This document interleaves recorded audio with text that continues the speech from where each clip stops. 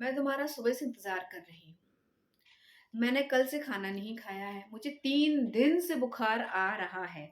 तो ये सेंटेंस कुछ मैंने बोले हैं और ये सेंटेंसेस हैं प्रेजेंट परफेक्ट कंटिन्यूअस टेंस के। तो जी हाँ, आज हम सीखेंगे present perfect continuous tense. So hi, once again welcome back to my channel learn English with Meha. I hope you all are doing well. तो आज का जो टॉपिक है हमारे वीडियो का वो है प्रेजेंट परफेक्ट कंटिन्यूअस टेंस।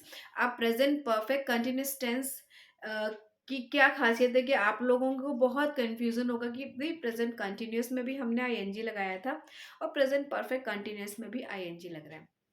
तो बस बात यह है कि जब हम कोई भी काम कोई भी बात बोल रहे हैं और उसमें टाइम लिमिट आ रहा है, क्या आ रहा है, टाइम लिमिट आ रहा है, तब हम लगाएंगे प्रेजेंट परफेक्ट कंटिन्यूस।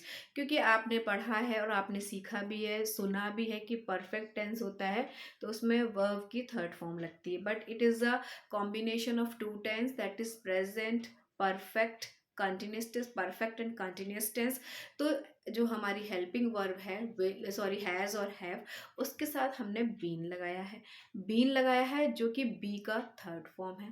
उसके बाद जो हमारा मेन वर्ब है उसमें हमने आईएनजी लगाया है। वर्ब की आईएनजी फॉर्म लगाई है क्योंकि कंटिन्यूअस में है। बिकॉज जो भी टेंसेस हमारे कंटिन्यूअस में होते हैं उसमें हम आईएनजी लगाते हैं, चाहे वो प्रेजेंट हो, पास्ट हो या फ्यूचर हो। मैंने आपको पहले भी बताया था।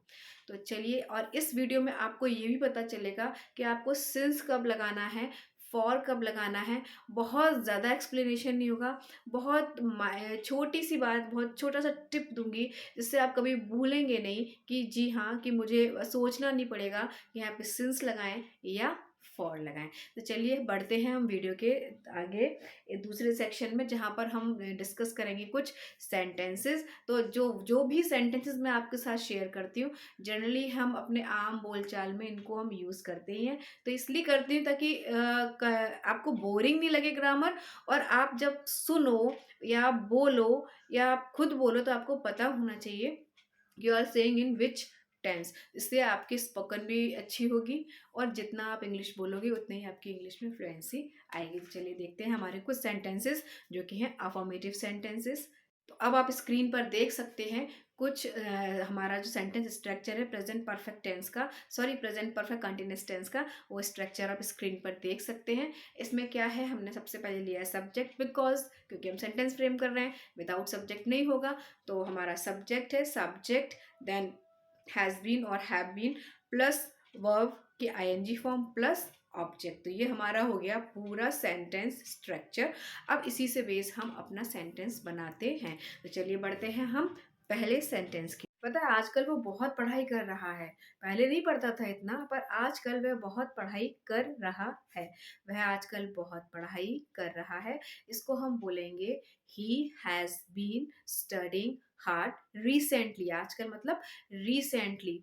और हैज और हैव को आपको पता है कि जो जब भी हम सिंगुलर की बात करते हैं, ही शी इट और नेम ऑफ वन पर्सन, तब हम हैज का यूज करेंगे। तो इसमें हमने इसलिए हैज का यूज किया है।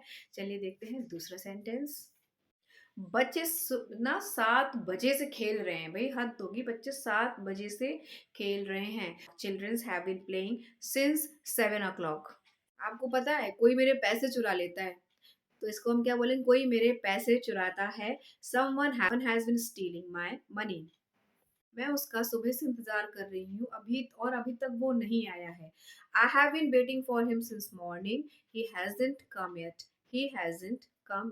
उसे आजकल बहुत अजीब से सपने दिख रहे हैं, पता नहीं क्या हो गया, बड़े अजीब से सपने दिख रहे हैं। तो उसे आजकल बहुत अजीब सपने दिख रहे हैं। He has been having very strange dreams recently. मैं पिछले 10 सालों से पढ़ा रही हूँ। Have been teaching for last 10 years। वो सुबह से नॉवेल पढ़ रही है। She has been reading novel since morning. आधा घंटे भर से गाना गा रही है। Has been singing a song for an hour. ये थे हमारे कुछ अफर्मेटिव सेंटेंसेस। अब बात करते हैं हम नेगेटिव सेंटेंसेस की, जहां पर हम नॉट का यूज करेंगे। इसका बहुत इजी स्ट्रक्चर है, हैज बीन और हैव बीन। हैव बीन यानी हैव के बाद हम नॉट लगा के फिर हम बीन का यूज करेंगे हमारे नेगेटिव स्ट्रक्चर में। तो देखते हैं हमारा स्ट्रक्चर। सब्जेक्ट प्लस हैज और have not plus been plus verb ING form plus object. ये है हमारा स्ट्रक्चर। अब देखते हैं कुछ सेंटेंसेस इससे। वो कई दिनों से खाना नहीं खा रही है। She has not been eating food for couple of days. कई दिनों से मतलब कपल ऑफ डेज। मेरी कई दिनों से उससे बात नहीं हो रही है। I have not been talking to her for many days. मैं लास्ट वीक से मीठा नहीं खा रही हूँ। I have not been eating sweets since last week. ये थे कुछ नेगेटिव सेंटेंसेस। अब हम बात करते हैं हमारे इंट्रोगेटिव सेंटेंसेस की, जहाँ पर हम क्वेश्चन पुट अप करते हैं। इसके बाद मैं आपको बताऊंगी difference between since and for, कि हमें सिंस कब लगाना होता है और हमें फॉर कब लगाना होता है। तो चलिए बढ़ते हैं हम इंट्रोगेटिव सेंटेंस की ओर। चलिए बात करते हैं हमारे इंट्रोगेटिव सेंटेंस के स्ट्रक्चर की। तो इंट्रोगेटिव सेंटेंस का स्ट्रक्चर कुछ इस तरह से आप स्क्रीन पर देख सकते हो। क्या वो सुबह से खाना बना रही है? Has she been cooking for since morning? Has she been cooking since morning? क्या वो कल आ रहा है? Has he been coming tomorrow? Has he been coming tomorrow? क्या तुम मुझे धोखा दे रहे हो? Have you been cheating on me? Have you been cheating on me? तुम्हें कल से बुखार आ रहा है? Have you been suffering from fever since yesterday? तुम कल रात से यही हो? Have you been staying here since last night? Since और फॉर की, जैसे कि मैंने आपको वीडियो में बताया था। तो जो सिंस होता है वो पॉइंट ऑफ टाइम की बात करता है, कि जब हम कोई पॉइंट बता रहे हैं टाइम का, जैसे कोई भी घड़ी का टाइम हो गया, कोई दिन हो गया, कोई ईयर हो गया, तब हम उसमें एक स्पेसिफिक, जैसे 1996 हो गया आपका, एक ईयर एक स्पेसिफिक टाइम बता रहा है, तो हम सिंस का यूज करते हैं। तो अब बहुत सिंपल, ज्यादा नहीं कुछ सोचना है, बस इतनी बात जान लीजिए आप, कि जब भी हमारा क्लॉक टाइम होगा, कोई भी डे, डेट हो गया आपका, देन आपका चाइल्डहुड हो गया, आपका बर्थ हो गया, इवनिंग हो गया, मॉर्निंग हो गया, मंथ हो गया, ईयर हो गया आपका, है ना, और आपका जैसे last night, last year, last week. तो जब इस तरह से, जब ये एक हमें पॉइंट बताने की लास्ट वीक की बात है ये, तब हम यूज करते हैं सिंस का। अब बात करते हैं हम फॉर की। फॉर क्या है? फॉर हमें बताता है पीरियड ऑफ टाइम, कि कितना लंबा पीरियड चला है। पीरियड जैसे 2 घंटे, 3 घंटे। जब हमें इस तरीके से बातें आती हैं, तब हम यूज करते हैं बहुत दिनों से, कई समय से, कुछ सालों से।